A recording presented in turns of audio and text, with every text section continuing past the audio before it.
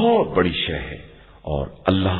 تمہارے کاروبار سے خوب باخبر ہے۔ بسم اللہ الرحمن الرحیم، الحمدللہ رب العالمین وصلی اللہ علی محمد وآلہ الطاہرین۔ اذان اور اقامت کا ترجمہ۔ اس جانب توجہ رہے کہ اگر ہم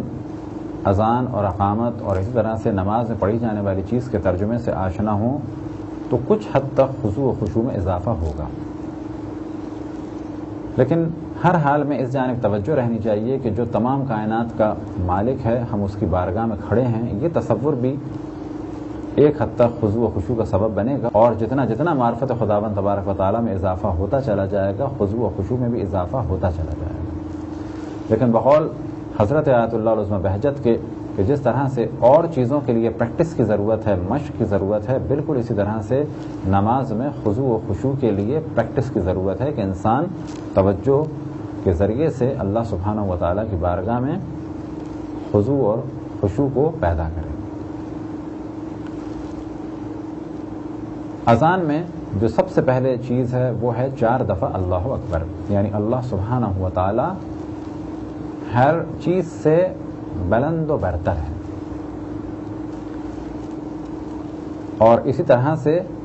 اس کی حمد و ثنا بھی کوئی بیان نہیں کر سکتا۔ اللہ اکبر کا ایک ترجمہ یہ ہے کہ اللہ بڑا ہے ہر چیز سے، اور اسی طرح سے جو صحیح ترجمہ ہے وہ ہے اللہ اکبر من ان یوسف۔ یہ ترجمہ اور یہ تفسیر امام جعفر صادق علیہ السلام سے نقل ہوئی کہ اللہ بہت بلند ہے اس سے کہ اس کی کوئی تعریف بیان کر سکے، اس کی کوئی حمد و ثنا کر سکے صحیح معنی میں۔ تو 4 دفعہ کہنا ہے اللہ اکبر، اللہ اکبر، اللہ اکبر، پھر 2 دفعہ کہنا ہے اشہد ان لا الہ الا اللہ، اشہد ان لا الہ الا اللہ، کہ میں گواہی دیتا ہوں کہ اللہ سبحانہ و تعالیٰ کے علاوہ کوئی بھی عبادت کے لائق نہیں ہے اور کوئی بھی معبود نہیں ہے۔ پھر 2 دفعہ کہنا ہے اشہد ان محمد رسول اللہ صلی اللہ علیہ وآلہ وسلم، کہ میں گواہی دیتا ہوں کہ محمد صلی اللہ علیہ وآلہ وسلم اللہ سبحانہ و تعالیٰ کی جانب سے رسول ہیں۔ پھر 2 دفعہ اشہد ان علی ولی اللہ۔ یہ جملہ واجب نہیں ہے بلکہ مستحب ہے، جزو اذان نہیں ہے، یعنی میں گواہی دیتا ہوں کہ مولا امیر المؤمنین علیہ الصلوۃ والسلام اللہ سبحانہ و تعالیٰ کے ولی ہیں۔ پھر 2 دفعہ کہنا ہے حی علی الصلاۃ، حی علی الصلاۃ، یعنی آؤ نماز کی جانب، آؤ نماز کی جانب۔ حی علی الفلاح، حی علی الفلاح، یعنی آؤ فلاح کی جانب، آؤ فلاح کی جانب۔ حی علی خیر العمل، حی علی خیر العمل، یعنی آؤ بہترین عمل کی جانب، آؤ بہترین عمل کی جانب۔ بعض دفعہ لوگ کہتے ہیں کہ شیعوں میں نماز کا احترام نہیں اور شیعوں کے نماز کی اہمیت نہیں، تو ہم جواب میں یہی کہتے ہیں کہ اپنی اپنی اذانوں کو دیکھا جائے اور پھر اندازہ لگایا جائے کہ کس کے یہاں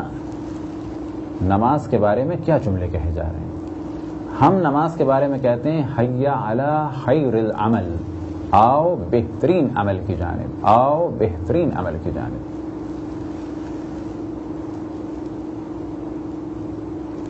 جبکہ اور ہمارے برادران نماز صبح میں کہتے ہیں الصلاۃ خیر من النوم۔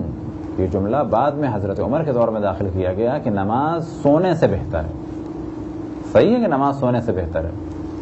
لیکن اس جملے میں فقط نماز سونے سے بہتر ہے، جبکہ ہم کہتے ہیں نماز ہر عمل سے بہتر ہے، سب سے بڑا عمل اور سب سے اہم عمل نماز ہے۔ پھر 2 دفعہ کہنا ہے اللہ اکبر، اللہ اکبر، لا الہ الا اللہ، لا الہ الا اللہ، یعنی 2 دفعہ کہ سب سے بلند ذات اللہ سبحانہ و تعالیٰ کی ہے، سب سے بلند ذات اللہ سبحانہ و تعالیٰ کی ہے، کوئی اس کی صحیح معنی میں حمد و ثنا نہیں کر سکتا۔ لا الہ الا اللہ، لا الہ الا اللہ، کوئی بھی معبود نہیں، کوئی بھی اللہ نہیں سوائے اللہ سبحانہ و تعالیٰ کے، کوئی بھی لائق پرستش نہیں، لائق عبادت نہیں سوائے اللہ سبحانہ و تعالیٰ کے۔ یہ تھا ایک سادہ سا ترجمہ اذان کا، اور اب آپ کی خدمت میں ہے مختصر سا ترجمہ اقامت کا۔ اللہ اکبر کے معنی واضح ہو گئے۔ اقامت میں 2 دفعہ اللہ اکبر ہے، 2 دفعہ اشہد ان لا الہ الا اللہ، اشہد ان لا الہ الا اللہ کہ میں گواہی دیتا ہوں کہ اللہ سبحانہ و تعالیٰ کے علاوہ کوئی معبود نہیں۔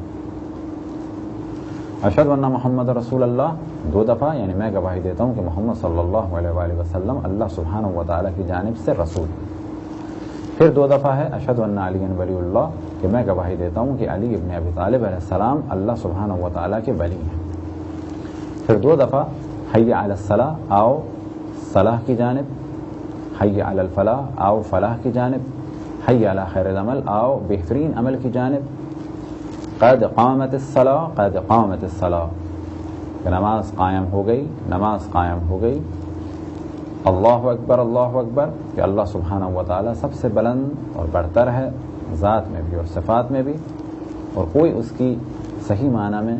ذات اور صفات کو بیان نہیں کر سکتا، کوئی اس کی تعریف کا حق ادا نہیں کر سکتا۔ اور پھر 1 دفعہ کہنا ہے لا الہ الا اللہ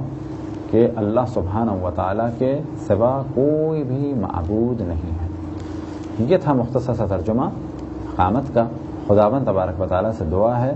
کہ ہم سب کو اپنی عبادت کی توفیق عطا فرمائے، خضوع و خشوع کی نعمت سے ہم سب کو مالا مال فرمائے، اور پھر اس جانب توجہ دلائیں کہ تمام اعمال کی قبولیت کا دار و مدار نماز کی قبولیت پہ ہے،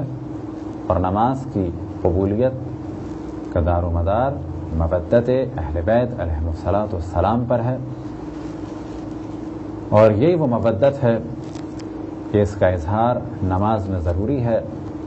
اور نماز مکمل نہیں ہو سکتی جب تک کہ تشہد میں رسول اللہ صلی اللہ علیہ وآلہ وسلم اور ان کی آل پر صلوات نہ بھیجی جائے۔ خداوند تبارک و تعالیٰ سے دعا ہے کہ بحق محمد وآل محمد ہمیں اپنی رسول اپنی حجتوں خصوصاً امام زمان علیہ الصلوۃ والسلام کی معرفت اور اطاعت کی توفیق عطا فرمائے، اور جب تک ہم زندہ ہیں اور جب ہمارا دم نکلے خصوصاً اس وقت بھی قرآن اور اہل بیت علیہم الصلوۃ والسلام سے وابستہ رہیں، اور انشاءاللہ اس دنیا میں بھی بزم اہل بیت علیہم الصلوۃ والسلام میں خداوند تبارک و تعالیٰ ہمیں جگہ عطا فرمائے۔ وصلی اللہ علی محمد وآلہ الطاہرین۔